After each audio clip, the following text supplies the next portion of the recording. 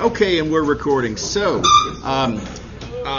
new section to talk about for today. We're going to do section 5.6. We're going to go pretty quickly through this section because it's a bunch of applications, and which is good, right? I want you all to see some applications. The only thing is, so for example, there's some physics in here, and this is not a physics class, right? And so I'm going to feel within my rights to kind of sweep some of the physics under the rug. I want to try to give you some good intuition for the ideas at hand, but we're not going to get real, nitty gritty with the physics, for example. Okay, all right. So here we go. We're going to start off with the idea of the average value of a function. For which purpose? We will start off with the idea of a weighted average. For which purpose? We're going to start off with the idea of just a plain old, regular old average of some numbers. So hopefully this is a familiar concept. This is how you average a collection of numbers. You'll notice some of those numbers are repeated. So rather than thinking of this as the average of 6 numbers, let's think of this as the average of 3 numbers where some of them have multiplicities. They count more than once, right? So the 4 counts twice. Okay.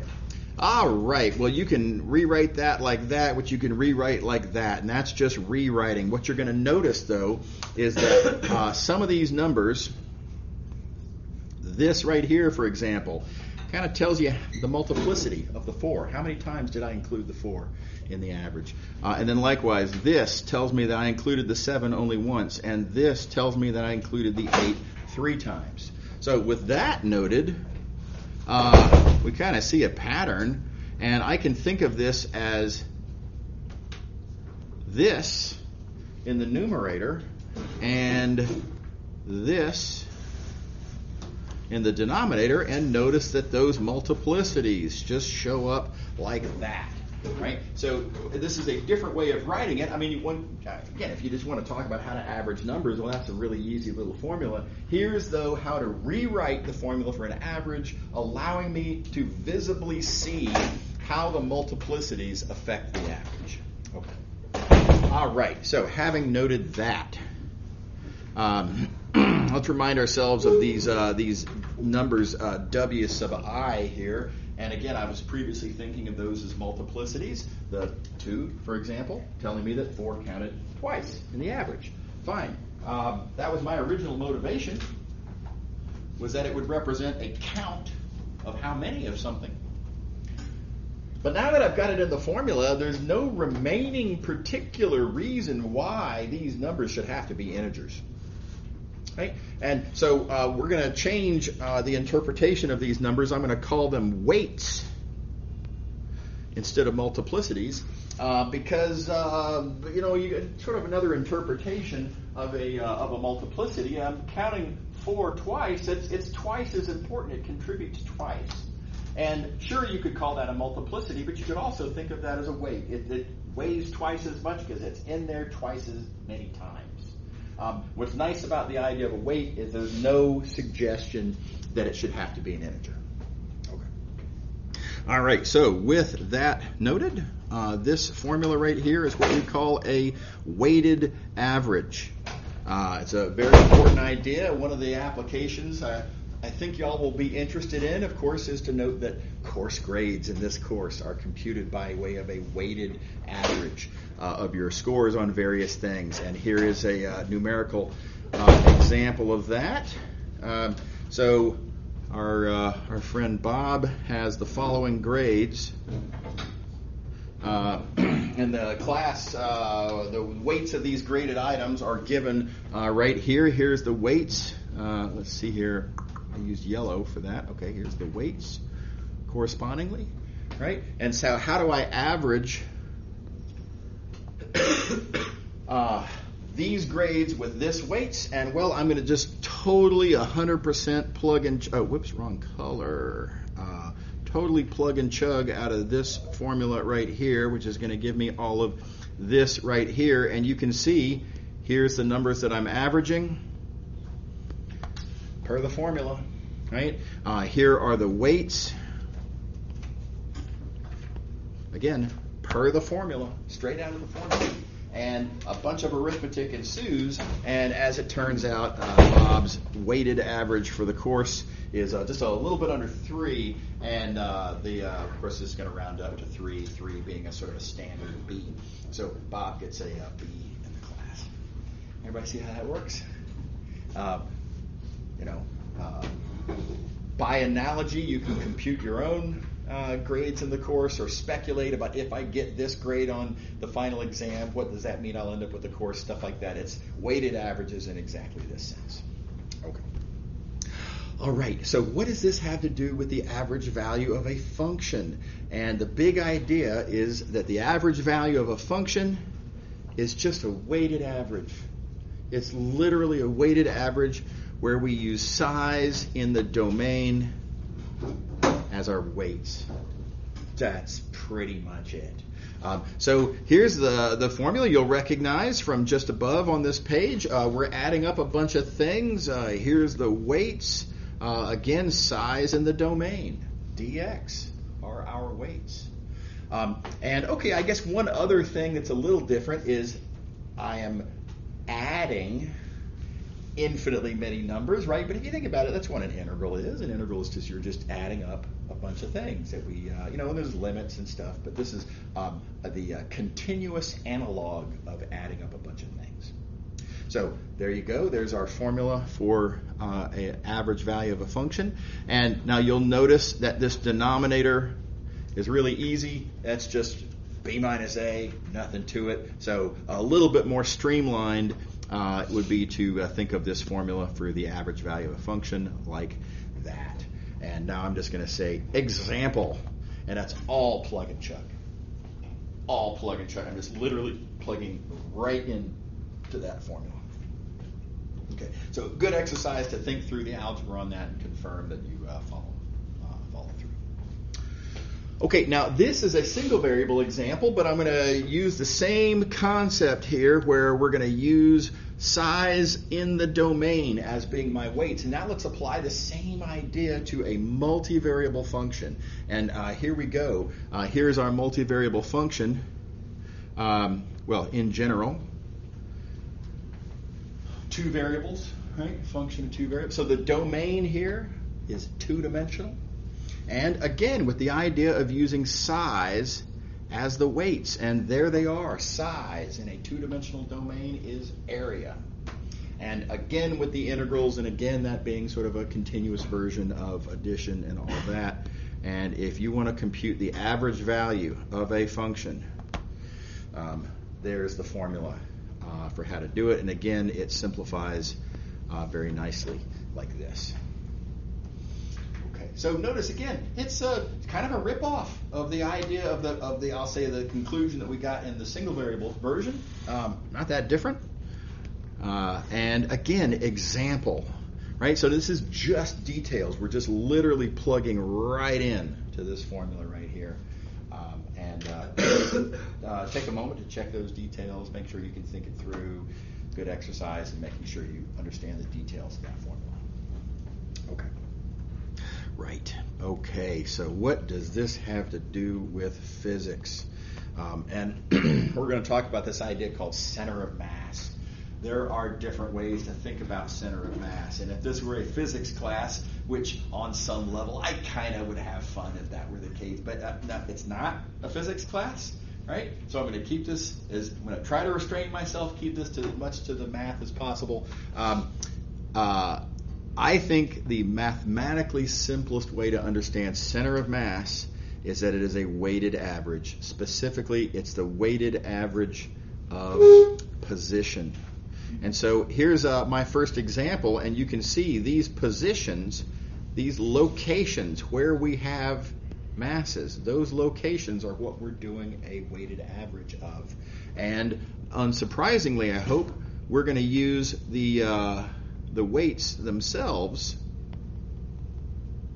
well, the masses themselves, but mass, weight, not that different, right? The masses are the weights in the weighted average. And so this weighted average of position, in this case, is that arithmetic right there. Nice, simple little formula. weighted average of position. Now, why would I want to use the term center of mass? Well, here's one argument. Center and average, kinda, right? They kind of track in some sense. This is I mean, a center is an average in some sense, right? So now that said, from a more of a physicsy point of view, and I'm going to allow myself this one little physics indulgence here, and this, you might find this useful. I know most of y'all are engineers, and you might actually like my little physics indulgences. The idea is that it's also the balance point. It's where you would put your finger.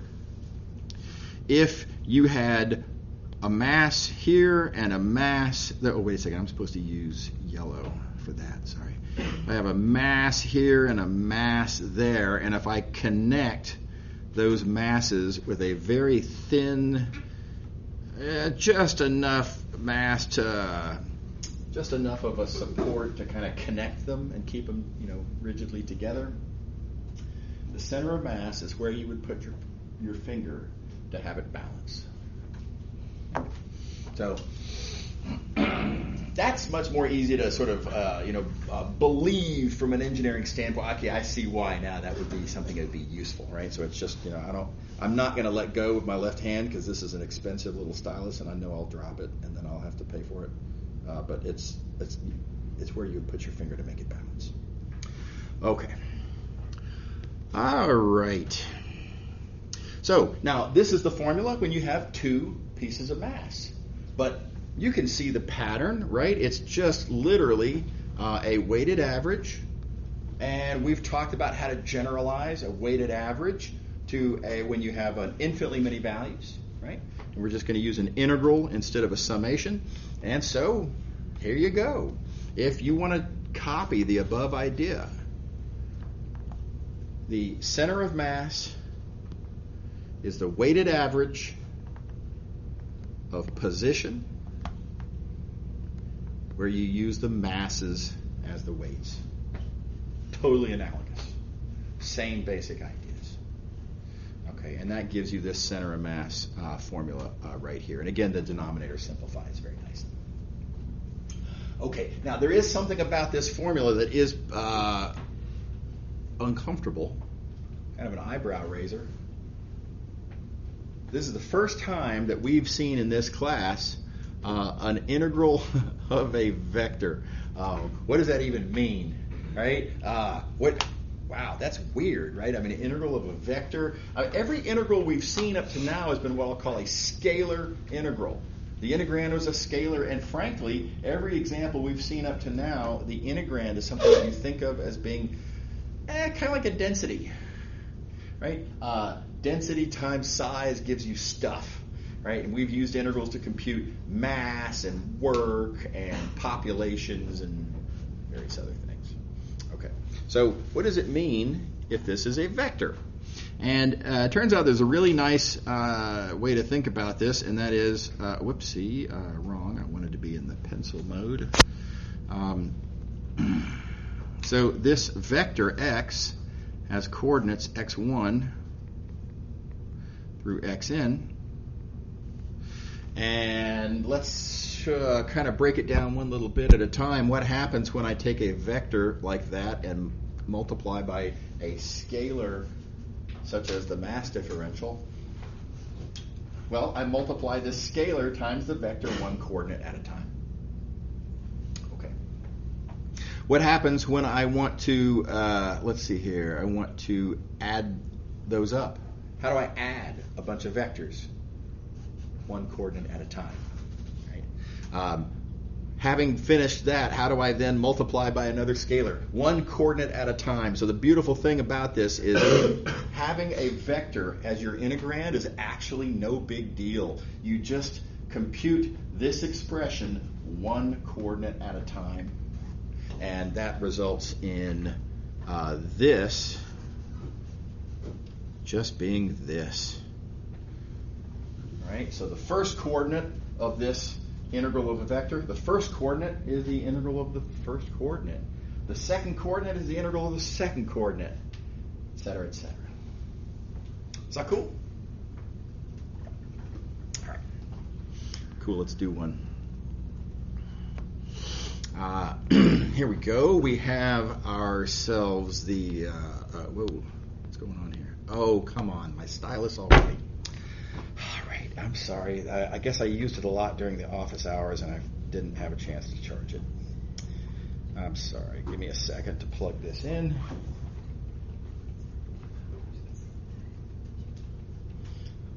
Hopefully it's nice to get a little breather from the ideas I'm throwing at you. There we go. I will use this little stylus here. Okay. Okay, upper half disc. This right here. All right. We're going to find the coordinates of the center of mass. Notice the particulars, one of which is that the density is 1. It won't always be, but in this case, just to kind of get one under our belts, we're going to try to keep it convenient. So density is just 1. And with that noted, here is our formula for the x-coordinate of the center of mass. There's the integral for the y-coordinate of the center of mass. And pretty much plug and chug, right? Compute by whatever means seems most convenient. Now, how you compute each particular one, there's different details, right? And so the details matter in terms of how you're going to compute these things. Now, I've already given the game on the first one, but I do want to point out, if this question were something that you were looking at on your own, the fact that you can use a symmetry argument, very importantly, would not be given. Right? So in practice, you would see a question, upper half of the disk, particulars. First thing you'd write down would be this integral. There would be no indication that symmetry is going to be useful.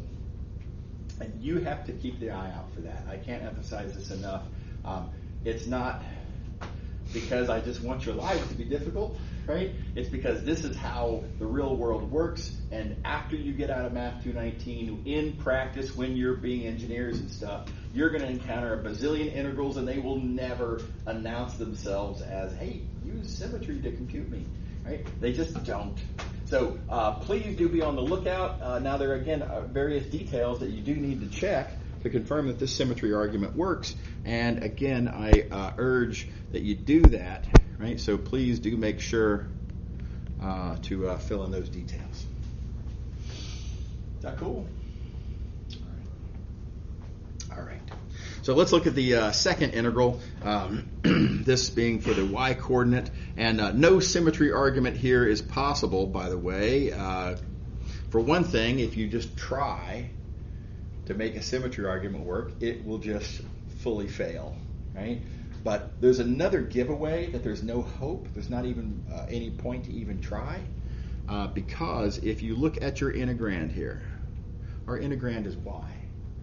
Now look at our domain and notice that on my entire domain, y is always non-negative. If you're going to use a symmetry argument, the integrand is going to have to be negative just as often as it's positive. Clearly not happening here. No possibility of any symmetry argument anywhere through any line. No way, no how. Does that make sense? After all, here's another way to say it. That integral's clearly positive. And when an integral is anything other than 0, there is no odd symmetry argument. Okay. All right. So we're going to have to brute force this. Here's your two different options depending on which way you slice it. You're going to be either looking at that integral or this integral. Kind of take your pick. Of course, there's the third option. You could try to do this with polar coordinates. Arguably the best way to go, right? So that'd be another option to think about. I do like to point out here, and part of the reason that I write down these two rectangular options is that sometimes you can decide which way to go through your calculation without actually going through it. So my little metaphor is you can look down the road without actually traveling down the road, right? And so let's look just a little ways down the road here, and right there I see integral y dx. Y is a constant because it's further to the outside, and so when I do this inside integral, look, it's going to be y times a square root. And I can then kind of see, okay, well, I could do a u substitution, let u equals a squared minus y squared. You can see that's going to work out. I don't want to think about the details, but that's going to work out. It's going to be kind of okay. On the other hand, let's think a little ways down the road on this one. What happens when I do an integral of y dy? Well, I'm going to get a y squared. And a constant. We'll worry about the constants later. But what happens when you have a y squared? Well, I'm going to plug these bounds into the y squared. The square root will go into the squared, and there will be no more square root. My outside integral on this second one is going to be a polynomial. Everyone's favorite integrand, right? Pretty much for an outside integral. So by far, I would prefer to do it this way. And again, I still haven't computed anything. I haven't actually exerted any effort. My fingers haven't had to actually write anything at all, and I already have an advantage. So I encourage y'all to think in these terms sometimes. Just kind of keep your eye looking down the road. You can save yourself some trouble sometimes. Okay. So, moment of inertia. And again, I would love to talk through the physics. I'm going to talk through a little bit of the physics. But it would be 20 minutes we don't really have. And again, this not being a physics class. Okay. The big idea, though, is if you have an axis around which something is rotating, like this. And the question we're going to want to talk about is kinetic energy. So again, not being a physics class, I'm going to presume that y'all have at least some vague sense of what kinetic energy is. For whatever it's worth, here's the formula for kinetic energy. Given a particle and its velocity, there's your formula for kinetic energy, 1/2 mv squared. Okay, here's the thing. This is what I'm going to call the linear formula for kinetic energy. The idea being that we're assuming that we understand the motion of this particle by way of its linear velocity. So it's got an actual velocity, and at that instant, right, forget about the fact that it's going around in a circle. It's not really particularly relevant. I just need to know at that instant what is its actual velocity. Might as well be going in a straight line. Okay. All right. With that in mind, let's think now about a different scenario. What if I had not a particle, but what if I had a great big lump? Which, frankly, is a little bit more realistic if you think about it. Right? How often is it that you have an actual particle of mass? Masses tend to come in chunks that have size. Okay, well, it's tempting to say, why don't we just use this same formula, right? We've got 1/2 mv squared. There's the formula. Plug it in. Kinetic energy. Boom, done. So it would seem at a glance, until you think it through, and we have to sort of recognize that, look, this little piece of mass right there, that little piece of mass travels that far in one revolution. But this little piece of mass here travels a significantly greater distance in the same one revolution. That little piece of mass does more distance per unit time. This little piece of mass is moving faster. It has a greater velocity. So if I say, just plug into this formula right here, well, what do you mean? What's my velocity? I can talk about the mass of the lump, sure. But what do I use as velocity? Not clear. You ever see the problem? Right? It just doesn't fit. And some people would a little too casually say, I don't know, let's just use the center of mass. Why? Where does that come from? Right? That's a hope. That's not an argument. And by the way, also it's wrong. So we have a legitimate problem here of how to figure out what to use, how to even go about, I'll say, computing the kinetic energy here. Now, I would love to have time to talk through this. This is actually pretty straightforward, but there's a lot of little particulars and details that I don't think is a good use of class time. But if you take this idea of kinetic energy right here, this again what I've called the linear formula for kinetic energy, and if you apply it to our lump, and if you kind of work through and rewrite everything in what I'm going to call an angular sense, it turns out to be this expression right here. And there's two things in particular to note about this. For one thing, structurally, it looks just like the linear formula. 1/2 something times something else squared. Boom, exact same structure. Here's the next thing to observe. This thing here, omega, again, I skipped over some details, but this is what we call angular speed, sometimes called angular velocity, which I just kind of don't like for, doesn't matter, not a big deal. But angular speed, it's not distance per unit time, it's angle per unit time. Not how many feet per second, but how many radians per second as you rotate. Okay? So this is kind of analogous. It's not the same, but it's playing a role that's kind of analogous to the linear notion of speed. So again, distance per unit time up here, angle per unit time down here. So these two formulas for kinetic energy are structurally analogous, and one of the participants is clearly an angular analog of speed. It's just what speed, how you would make sense out of the notion of speed in an angular sense. And with that established, this thing here, that I, which is just a placeholder for this formula right there, integral r squared dm. This then, it seems easy to argue, is playing a role kind of like mass. It's what I like to call an angular analog of mass, in the same sense that angular speed and linear speed are kind of analogous. They're not the same. They're playing analogous roles. Likewise, this thing, that expression, is an angular analog of mass. And so this is what we call moment of inertia. Very useful concept in doing physics, which many of y'all will be doing as engineers. And we've got a formula, and we've got an interpretation. So there it is. That's what moment of inertia is. Let me pause for a second. Yeah?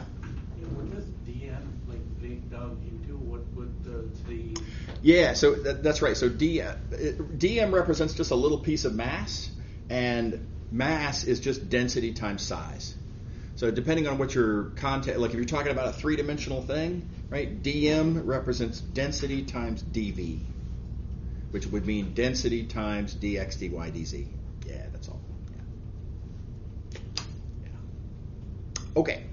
So that's what moment of inertia is. By the way, just a quick plausibility argument. Why should we care about this? Again, if you're an engineer and you kind of feel like all this physics stuff is a little too abstract for you, let's talk about cars. Right? Cars have wheels. Wheels rotate. Right? What's something that what's really important to do with cars, and that is if you're designing a car, if you're designing an engine, whatever, mileage, right? Efficiency, it's a really big deal. How much energy does it take to move the car down the road? You want to keep that as low as possible. Well, there's two kinds of energy when the car is moving down the road. There's linear kinetic energy, but there is then also the little matter of the fact that those wheels are turning, and that turning has energy involved in it as well.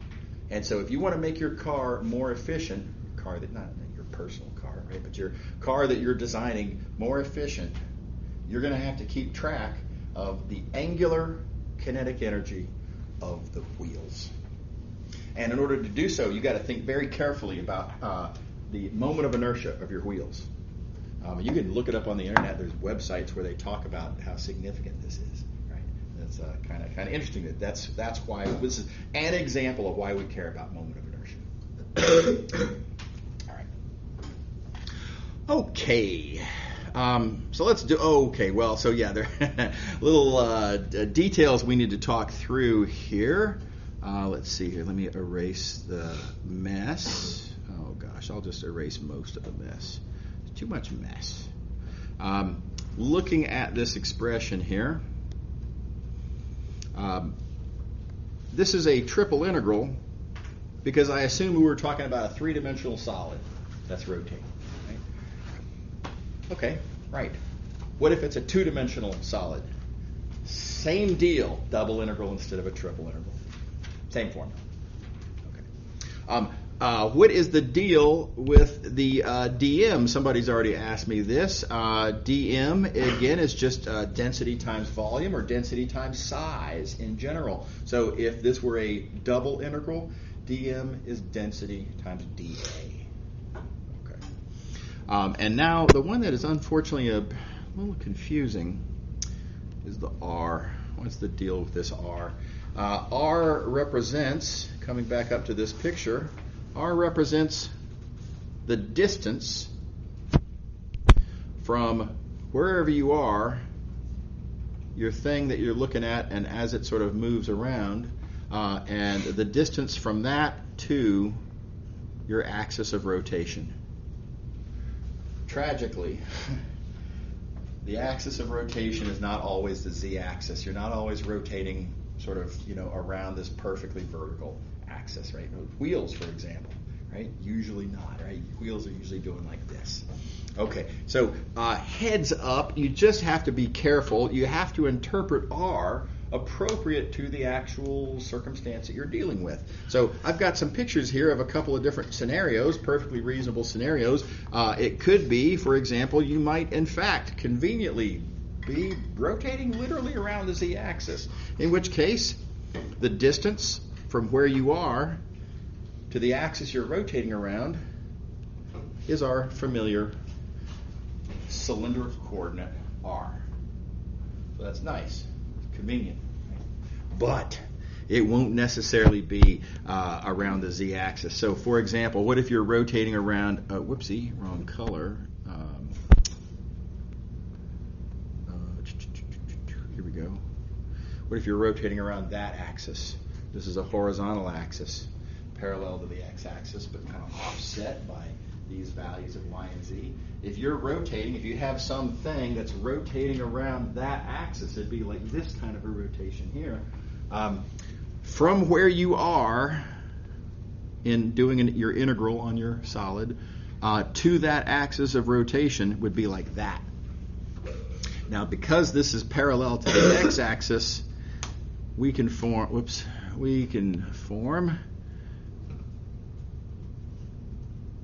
this little right triangle here, right? And think about the Pythagorean identity applied to that right triangle, and what you will find is that this R is that formula right there, and pretty significantly different from the cylindrical case. So always heads up, right? Always think about what your line is and compute your R. Draw yourself the appropriate picture, compute that distance appropriate to the circumstance. And there's various different circumstances. Here's a couple of more, right? Here I'm assuming we have our masses are two-dimensional instead of three, so again, double integrals instead of triple integrals. But again, different geometry in each case, and you always have to look at the geometry and see what the geometry tells you. Let me warn you against one thing. Students sometimes like to write down a finite list of cases, and I'll just memorize that finite list of cases. I think this is a really bad idea for two reasons. First of all, you're going to forget. You're going to get some formulas conflated. Something's going to go wrong, right? It's going to happen eventually. It might not happen in the next 4 days between now and the test, right? But don't forget there's a final exam that's a ways off. And then further, don't forget there's life after that goes on for years, right? And you will eventually forget.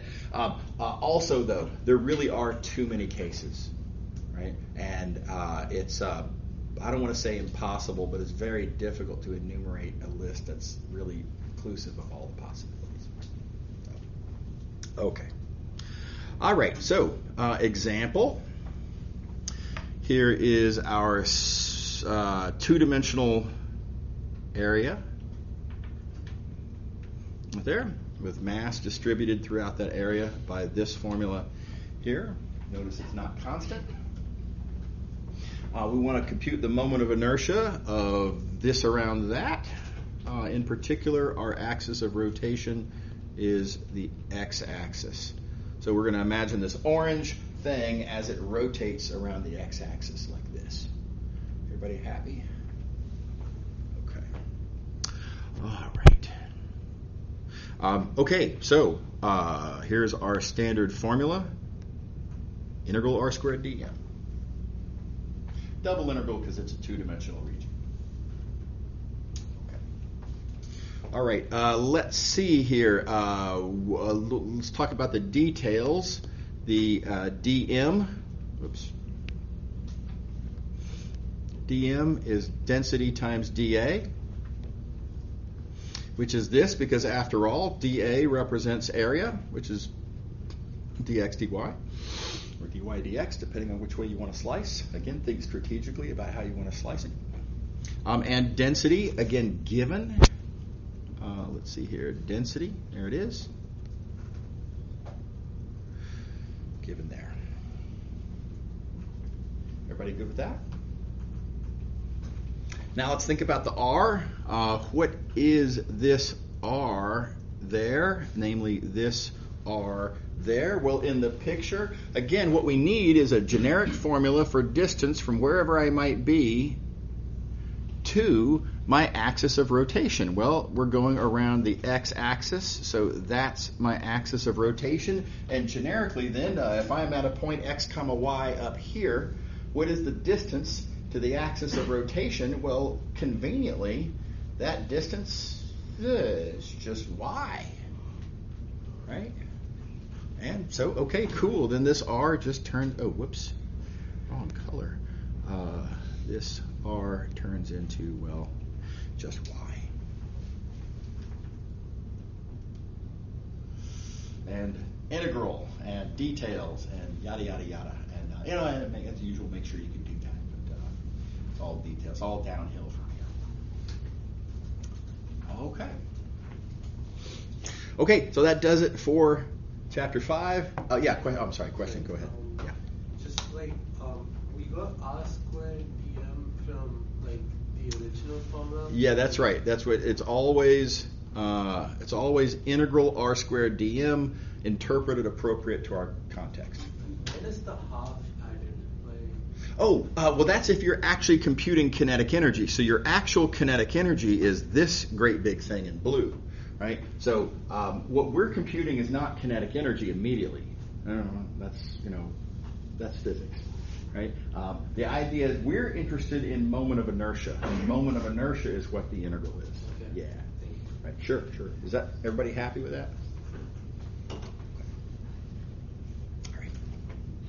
Okay. So again, that's Chapter 5. Moving along now to Chapter 6. Oh, you know what? While I'm at it, let me go ahead and mention we're officially done with 5.6. So 5.6 will definitely be on today's little cell of the lecture schedule for what we finished, which I believe is the last item for the homework set. Don't forget the homework set is due on Friday, not Sunday this week, because that homework set is relevant for the exam, which is on Friday, right? And again, I don't think it would be reasonable for me to ask you to do exam prep after the exam, right? That doesn't sound right, right? So anyway, so 5.6 will be the end of the fair game material for that exam, because the fair game material also ends today. We are indeed going to start 6.1, but I've already not finished 6.1 in the other sections. So definitely no Chapter 6 on this exam. Okay. So, chapter 6 and 7 are where things start to get really interesting in certain ways. We're going to be defining new kinds of integrals, new kinds of concepts. We're going to be discovering powerful, unexpected relationships between these various concepts. There's going to be tremendous applications to physics and to engineering, and a surprising number of sort of relationships between all these different objects. It's the most beautiful part of the course, in my opinion. So I'm excited about it. Anyway, it's going to be a lot of interesting ideas to see. All right. Okay, diving in, the very first observation I want to make is about integrals that we've talked about so far. And let me remind you, we've seen 3 different kinds of integrals so far. We've seen single variable integrals. Let me just make sure this is working now. Okay, cool. Single variable integrals, double integrals, and triple integrals. Now you might say we've also seen polar coordinate integrals, for example. That's really just a computational trick. Right? It's not really a different kind of an integral. It's a tool more than an integral. So far we've seen 3 kinds of integrals. I've done oh gosh, I can't quite do this in my head, but I think I remember from previous semesters our final count of the number of different kinds of integrals that we're going to see in this course, currently counting at 3. I think we're going to end up with either 8 or 9. I can't remember which it is. There's a bunch of different new kinds of integrals that we're going to see.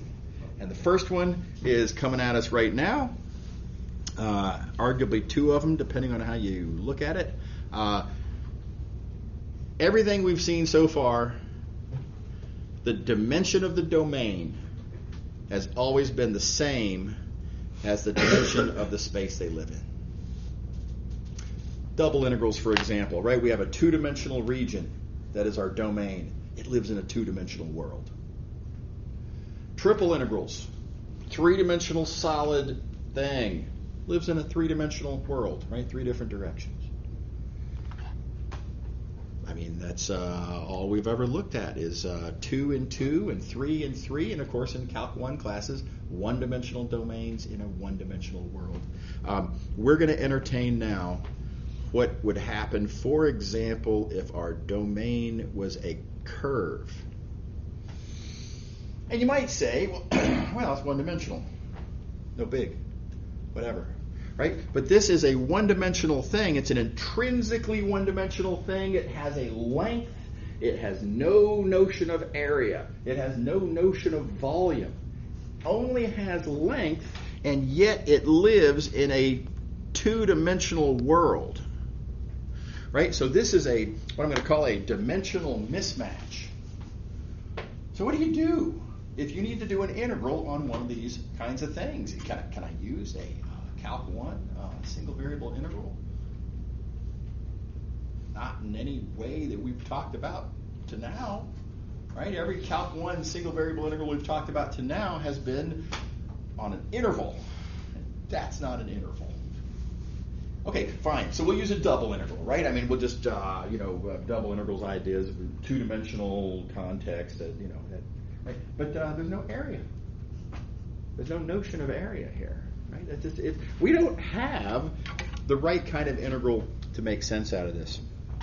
So no big deal. What we do have is fundamental concepts of, why do we use integrals in the first place? And let me just remind you, the whole purpose of an integral is to allow us to address situations where we have accumulating quantities. Let me just remind you, what is an accumulating quantity? It's where the whole is the sum of the parts. Writ large, right? Big picture. However you might happen to chop it up. If the whole is the sum of the parts, then let's chop it up into little pieces. Whatever that means, appropriate to the context, and then we'll add up on those little pieces. Right? So, all right, well, if I needed to take this this curve here and chop it up into little pieces, I claim it would look something kind of like that. Right? And I can talk about on each one of these little pieces, for example, here's one little teeny tiny little piece. Maybe just as an easy sort of first physical scenario to think about, I always like to think about mass because I find it relatable. I find it familiar, right? If I'm interested in mass in that little piece, mass is an accumulating quantity. The whole is the sum of the parts. On that piece, mass per unit length times length would give me mass. Does that make sense? And then, okay, so I know how to answer the mass question on each little piece, and then I just have to sort of add that up somehow. By the way, don't worry about the logistics. The actual crank-turning computations we'll get to in a couple. But somehow or another, if I can add those up over all the pieces, that'll give me the total amount of mass. Is that all right? Everybody okay? Whole is the sum of the parts. Okay, well, notice this already looks kind of like a Riemann sum, sort of, in a way. It's weird, right? But nevertheless, it's structurally not that different from a Riemann sum. So from a notation point of view, I'm just going to say, all right, well, let's shorthand, as usual, the idea of the limit of the summation as being the integral symbol. Again, just a shorthand. And we'll shorthand delta S with ds. Again, just a suggestive notation to remind us that we're actually looking at little pieces of length on the curve. And what we have here then is that this Riemann sum strategy for computing some accumulating quantity over my curvy domain, right? I have a convenient little notation, compact, convenient notation, shorthand to represent that. And this is called a scalar line integral. It's unfortunate terminology. The term line, this actually should be over a curve. It'd be nice if this was called a curve integral. Some people actually do call this a path integral. The more popular term, more common term in my experience is line integral. So anyway, line just means something that you draw with a pencil. It doesn't mean literally a line. How we do it? Okay. All right. Now do remember, please, that I like to talk through this from the point of view of mass because again, it's relatable, it's visceral. I can see it. It's comfortable. I understand it. But it doesn't have to be mass. It could be any accumulating quantity. Right? So, for example, it could be population. Maybe instead of this being a bent piece of wire that I want to compute the mass of, maybe this represents a river, and I want to compute the total population of how many fish are in the river. Right? Well, one way to keep track of fish is how many fish per mile of river length. Would be a pretty natural way to keep track of how many fish there are living in different parts of the river, right? So total population then would be a line integral of population per unit length, otherwise known as population density. That makes sense? Okay. All right, let's see here. We're not going to be able to get far beyond this. Let me just throw one additional quick thought at you, and then we'll draw the line right here. But let's talk about the idea of mass per unit length. A lot of people get weirded out by the idea of mass per unit length. So let me just try to give you a real-world scenario where it really makes loads of sense to talk about mass per unit length. Y'all are engineers, or a lot of you are engineers anyway. How much does a 2x4 weigh? It depends. How long is your 2x4? Right? Longer ones weigh more. Shorter ones weigh less.